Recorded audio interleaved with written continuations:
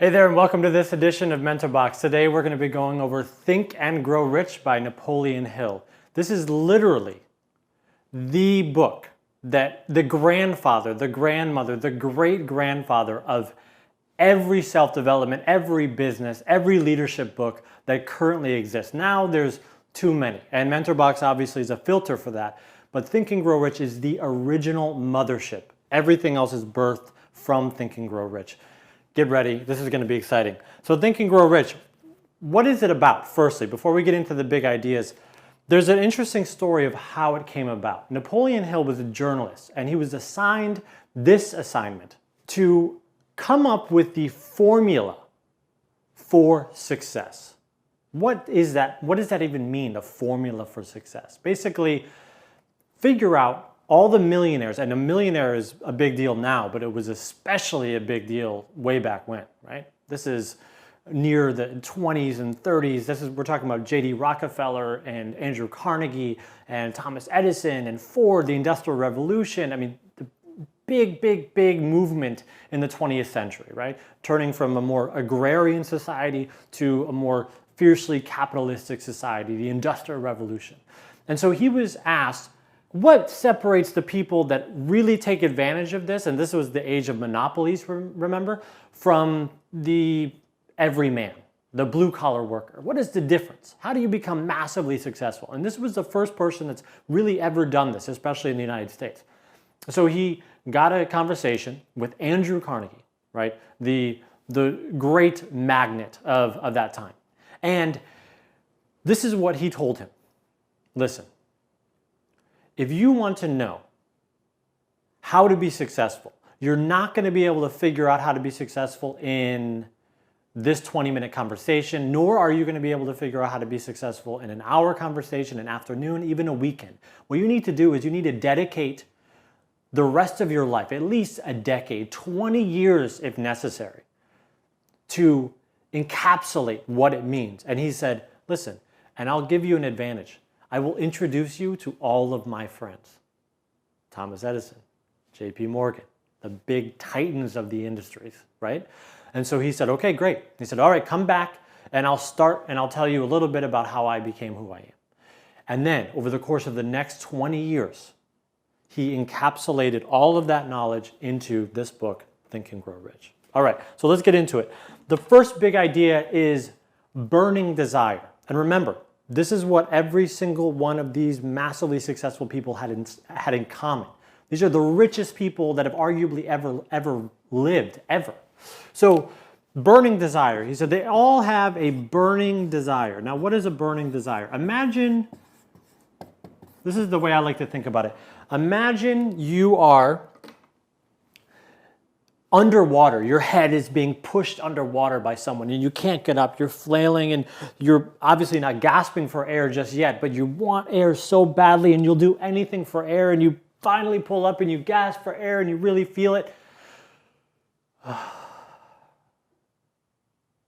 That is a burning desire. You have to want success and whatever you really desire so badly, the same as you would want air if you were underwater and you were drowning. It has to be a passion. It has to be, and that's why he calls it burning. Not just a desire, burning. It is, and you have to keep feeding that flame. But the most important part about burning desire is articulating what it is. Okay? So the way that he describes it, he says there's a few parts to your burning desire. One, and this is just an easy way, because what is money? Money is value, right? Money is an exchange of value. So he says the reason why he talks about getting rich is because, well, it's really easy to say, it's like, think of it like a video game, right? It's a way of keeping score. So money is a way of keeping score. So you say, okay, I want this amount of money, but you have to name it. You have to be specific, right? How much money do I specifically want? Then two, what am I going to give in return? Again, exchange of value. What you want to do is you want to get money, but you have to give something in return. Okay? So what am I going to give for that? And then when, this is, just basically this is where you are, this is where you want to be. You got to draw this line back to where you are presently.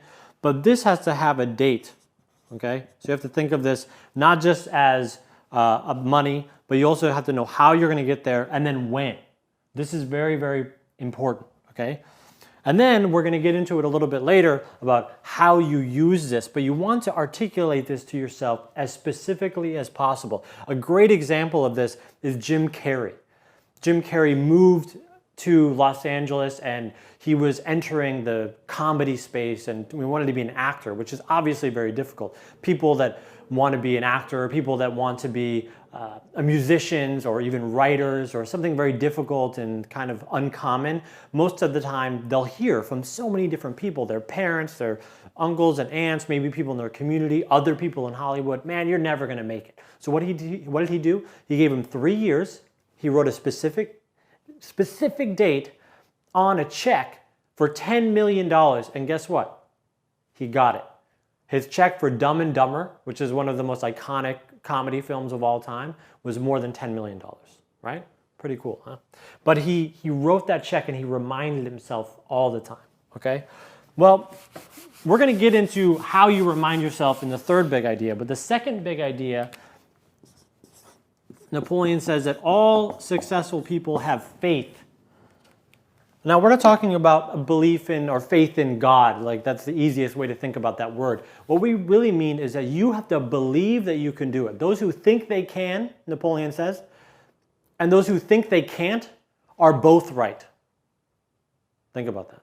Those who think they can and those who think they can't are both right. That is powerful. I love that. And you have to just eat that up. You have to believe that so hard in your soul. Anyone that doubts you, anyone that says you can't do it, anyone says that your number is too high, oh, $1 billion, why don't you just, being a millionaire is big enough. And I know a lot of you that are watching this are already millionaires. So you want 10 million, you want 50 million, you want 100 million. And why do you want that? You want it so that you can give back, right? You want to give more value to the world. You want to start a charity. You want to provide for your family. You want to experience all the things that life have to experience. There's nothing wrong with that. You're allowed to do that as long as you live ethically, and I know that you will. But in order to get to that point, you have to believe that you actually can do it. Everyone that goes to Hollywood and wants to be an actor and says, yeah, I don't know if I'm going to make it, they don't make it. That's just really obvious. They're not going to make it if they don't think they can. So you need to constantly remind yourself that you can do it. And you need to brainwash yourself, literally brainwash yourself that you're going to be able to do it. And so this is how you do it. You do it through, Napoleon's very smart. He introduces this topic and then he gives you the solution. The next one is auto-suggestion. So what does he mean by that? Basically, this is a fancy way of saying remind yourself, okay? And so what he says is that, do you remember that amount of money? How and when? And then I would even add why. And then what will you do with it afterwards? So you just create this whole paragraph and write it out. Do this. Pause the video if you want. If you do it later, whatever, but you want to just inundate yourself with this. And he says that you need to do it at least twice. Once when you wake up in the morning, because it reminds you, it gets you excited for the day, right? You say, okay, this is why I'm working hard. This is why I'm working intelligently. This is why you're watching this right now, because you know that you need to sharpen the saw, right? You need to learn how to do things the appropriate way. You need to know, well, how do you get rich? How do you think and grow rich, right? Well, this is how you do it. You create a card. You write down your mantra, if you will. You remind yourself of it in the morning and once at night, okay? But you know what? Also, write it and put it in your wallet. Put it in your purse, right? Every time, put it around your credit card. So every time you have to pay for something, you're reminded, okay, I remember this. Post it up at work. Post it up twice at work. Write it on your mirror. Auto-suggestion. The more that you suggest, and I know that some people might not believe in, kind of the universe or karma, and it doesn't matter, right? Neither do I in a really explicit way. But there is something to be said that once you start framing your world in a specific way, you start viewing everything as it relates to your goal, you're going to find that opportunity. So many times people think, well, I just didn't have the opportunity. If I had the opportunity, then I would have nailed it, of course. Well, you know what? I bet the opportunity was there, but you didn't see it because you weren't framing your world in the right way. So this is how you frame the world. This is how you see those opportunities, and give yourself that motivation to work as intensely as you need to work in order to fulfill your dreams, to accomplish what you want to accomplish. And this is what all of the most successful people do. They're relentless, okay? So, number 4, imagination. Why is imagination important? Okay, well, imagination is a fancy word for creativity. Successful people have creativity, and they build systems into their life in order to demand that they're creative. And what is creativity in the real world? What is the practical version of creativity? The practical version of creativity is a good idea. The hilarious version of this, okay, my videographer, Will, is also a cartoonist, and he always makes fun of me, but I think this is actually not that bad of a drawing. Okay, so literally, a light bulb, why is this the emoticon, or the emoji, you should say, for an idea, for a good idea? Oh, got the light bulb. Why is that? Well, it's because the light bulb was a massively huge idea. It was, hey, maybe we don't need to have fire. Maybe we can harness the power of electricity, and then we have light. It literally changed everything about our world. It was, I mean, we talk about disruption nowadays. Talk about disruption. Holy cow. So you use your imagination to be creative. You create systems. This is important. And what is a system? A system is a habit, right? So you create a habit of consciously coming up with new ideas. People that are super successful come up with new ideas that no one else has thought of. And then they execute on those ideas, okay? But if you don't have the right idea, if you're not bringing creativity into your world, then you're not going to change the world. And if you're not going to change the world, you're not going to give a ton of value. And if you don't give that massive level of value, then you're not going to be one of the richest people of all time. But that's just how you do it. For example, Alex and I, the CEO of MentorBox, we meet every single weekend. And we come up with a new idea that we guarantee that we have to implement. So we write in a whole board, and it's actually set into our schedule. It's the idea session. And then we pick one, and then we execute, and we test. Just like, very startup Silicon Valley style, but it works. There's a reason why we do it. Okay, 5, organized planning. What does that mean? Well, I think this is fairly obvious here. You remember this, what I talked about earlier? You see that? This is where you want to be. This is your card. This is your amount of money. This is how you're going to do it, right? Now, in order to get there, you have to just break it up into all of these little pieces. Okay? And on day 1, all you do is you laser focus on that little part. That's all you do. Okay? But you need to have some sort of plan. Now, I will say that a newer version of this thought, because Napoleon's world was a little bit more, let's say, predictable. Okay, so there wasn't a new software program that was going to revolutionize the way that we do customer service every 6 months. That's the world we live in right now.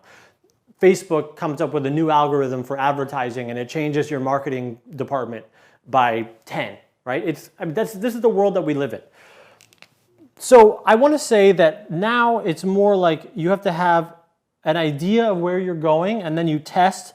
And then depending on that, you make little decisions, right? It's kind of like a decision tree.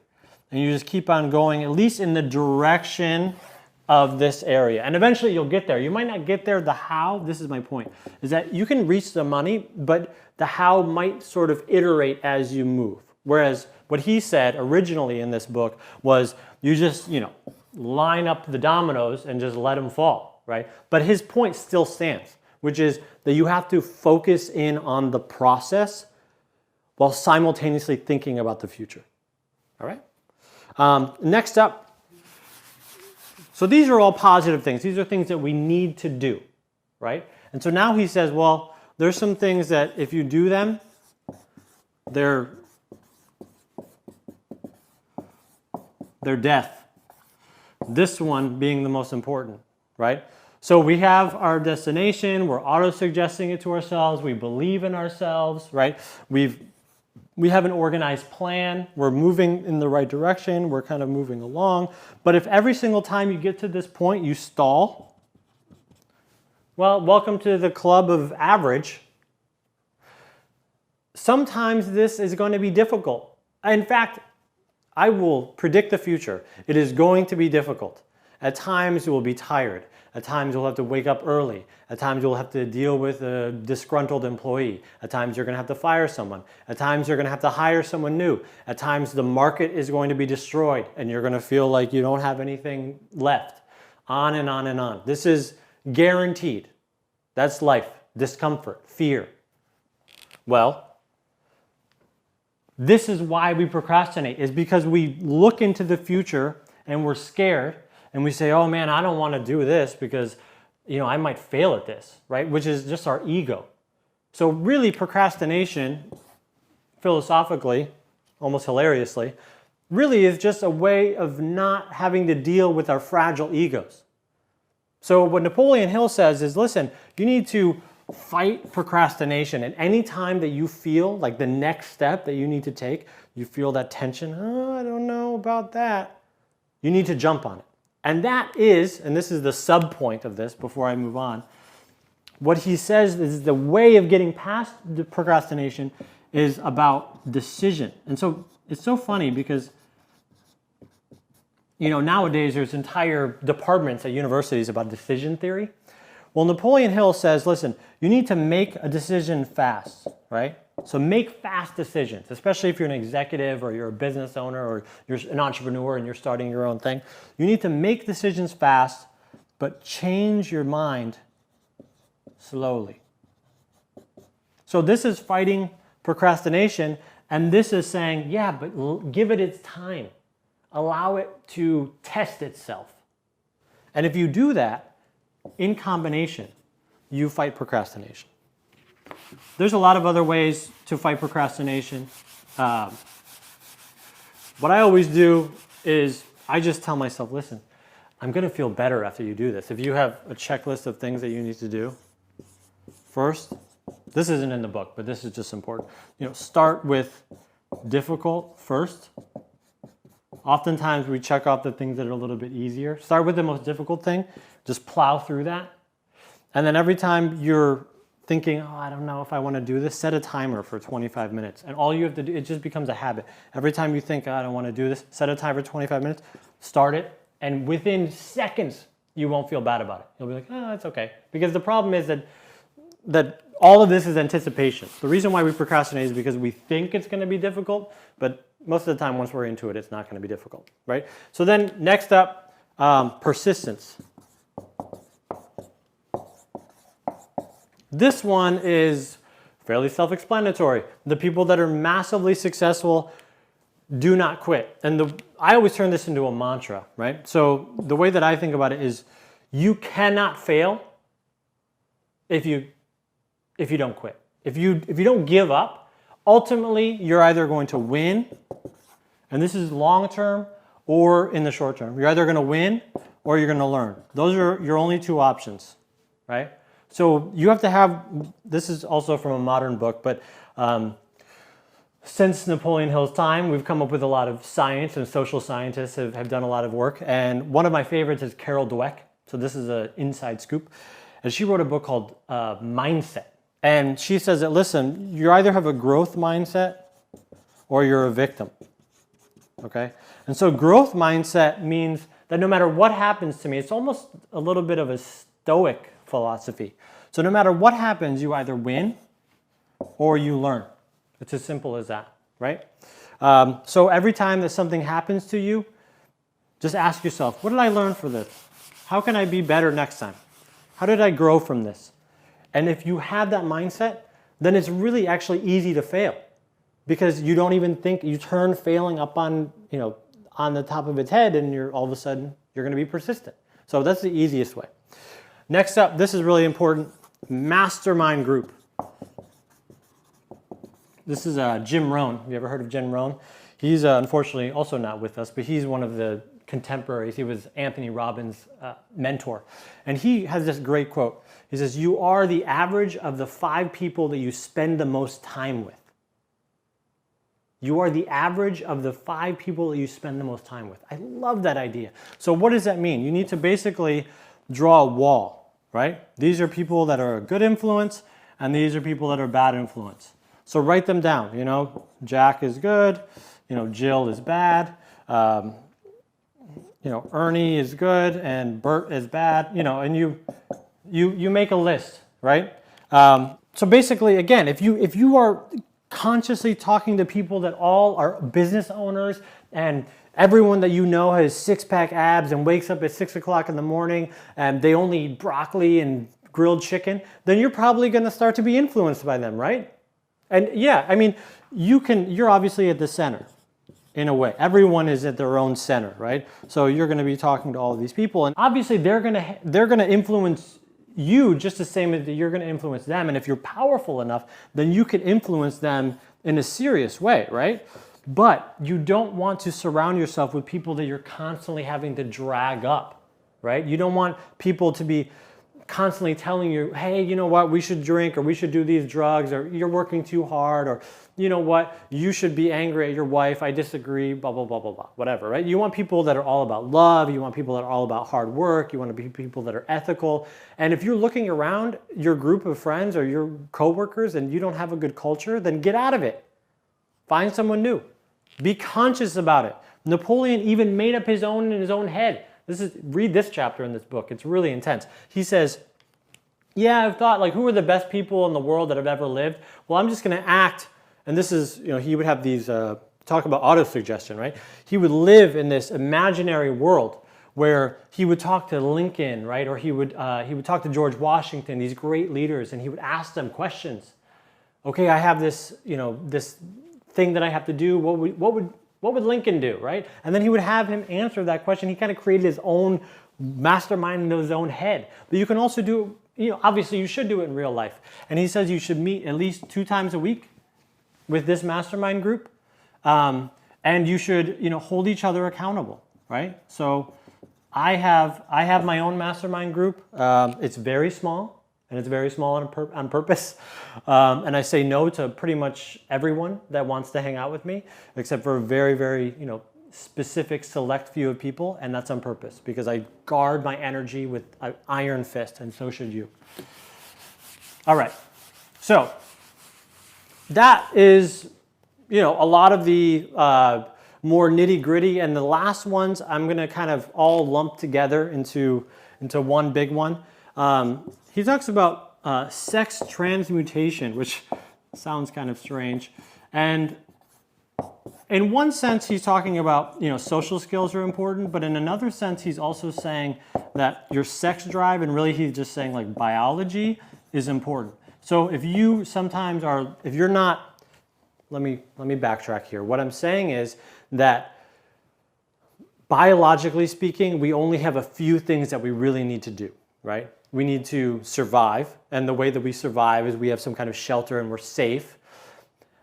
And we eat, we need food, we need water, we need oxygen, we need these basic things. We need to survive, and then we need to procreate. A single-celled organism even just has, all they want to do is to consume and then reproduce. That's all they want to do, right?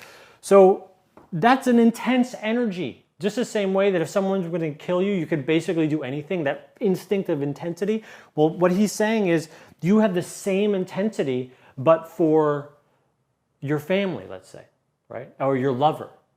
Or for, the worst version of this was to, get people to like you in some kind of like sexual hierarchy. But what he's saying is, that's not what he's saying. He's saying, listen, to provide for your family and your family's family and everyone down the road, you can take this energy and bottle it up and then use it to work really, really intensely, rather than use it for its most, obvious and easy benefits with a very low-hanging fruit. We don't want to use it for that way. Then he says that, listen, you also have this idea of your subconscious mind, and so this is before the power of positive thinking, right? So everything you got to think. If you've ever done any meditation, they always say that basically you want to think of thoughts as like clouds, right? So thought one. You can even do this right now. I'm sure you're thinking something right now. You're probably paying attention, but if you just stopped, if you paused the video and you just kind of listened to yourself, you become an observer of your thoughts. You'll realize that, who's this person that's talking to me? Who's this thought? And so what you realize is that the more often than not you have, negative thoughts and you have positive thoughts. And it's actually biologically, we have more negative thoughts than we do positive thoughts. And the reason why is because we're looking for danger. Remember, we were trying to survive. So we're looking for danger all the time, so we're constantly in this negative mindset. But if you want to be massively successful, the people that he interviewed said, no, no, no, no, no. What you want to do is you want to train yourself to think of the positive of everything. And so that goes back to what we said earlier. You either win. Remember about perseverance? You either win or you learn. This is a very positive way of viewing the world. So you look for the positive in everything, and then eventually you train your brain. It becomes muscle memory, just the same way that you don't have to relearn how to ride a bike. You don't have to relearn every single time how to avoid these negative thoughts because you've trained yourself to be a positive person. So think of this often, and then it becomes part of your subconscious. So deep down, you change everything so that you end up viewing the world through this positive lens. It's very, very beautiful. The final chapters in the book, I want you to read them. They're honestly, it's hilarious. They're kind of mystic. So he talks about what is the brain and what is the ego and what is consciousness and how do we interact with the world and how do you improve your brain. Obviously that's through learning. Right now what you're doing is an incredible thing. You could be doing an infinity of other things other than trying to improve yourself. So you're doing really good. This kind of thing, watching videos, reading hard books, asking difficult questions, having intense conversations with other smart people. That's the kind of thing that you're going to want to do all the time. The book gets really deep down the rabbit hole of, what is our brain and what is our consciousness. And then he also, the very, very final thing is he talks about a sixth sense, which he literally says is indescribable, and then he attempts to describe it for a while. But basically, it's kind of what he's saying is, listen, once you master all of these things, you kind of become a Jedi like Neo from the Matrix, and you're able to kind of see the world and experience the world in a higher plane of existence that other people don't understand. And then collectively, that is your sixth sense, if that makes any sense. But it's kind of an amalgamation of all of them. And then just the same way that it's like becoming a superhero, right? So we've learned a lot. I would say the most important thing is, get your burning desire. Enjoy the process. Stay persistent. Right? Avoid procrastination. Auto-suggestion. This is what the most successful people in the world have done. This is the titans of the 20th century. This is what they've done. This is how they've amassed massive wealth. The common laws now about monopolies were literally created because of these guys. People that have invented things that have changed the face of the planet forever, like the car, for example. So if you want to be like them, do all this, read the book. Check out Ty's video as well. He has a couple different takes on it as well. This one, you just keep on reading it. Keep on reading it. It's 20 years of work. 20 years of work. And he quotes some of the most incredible stories, the most beautiful things in the world. So keep going down the rabbit hole with Think and Grow Rich. It's one of those that On the Road by Jack Kerouac is a book that I read every 4 or 5 years in terms of fiction, just because it was kind of, very American to me. And this is another one that I read every about 3 years. So enjoy, and we'll see you in the next video. Cheers.